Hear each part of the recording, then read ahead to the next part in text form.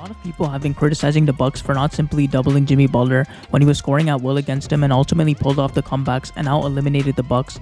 Let's break down the genius playstyle design Eric Spoelstra had used this game to shock the Bucks and keep the Bucks defenders from doubling Jimmy. While doubling Jimmy may seem like the obvious solution, it would have had much larger consequences as Butler's role most of his game was to be a decoy and be a threat for the rest of their offense to thrive. It didn't matter who was on the floor even when most of the team and starters fouled out, because as long as Jimmy gets even a moment to get a shot off, or Bam and Vincent would make the right reads based on how they're defending Butler to run their offense. One of their primary strategies this game was to have Bam run point guard.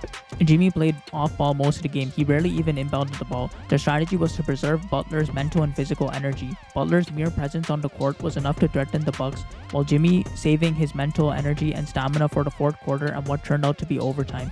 In the open Cody Zeller dunk off the inbound, Butler got the attention of Lopez, who was trying to help defend Butler and trap him at the corner three, but just left Zeller wide open for a dunk. They did something really surprising, with Bam practically playing point guard and bringing the ball up every possession. He is skilled enough to do so and even racked up 10 assists, totaling a 20-point triple-double this game.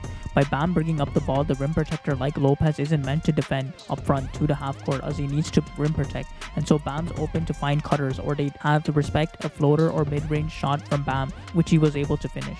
But by Jimmy playing off ball, he's more of a decoy for many plays, but an extremely deadly one. Jimmy's strategy every possession is simple: get his defender off of him for a moment to get a shot off. Those football drills are paying off.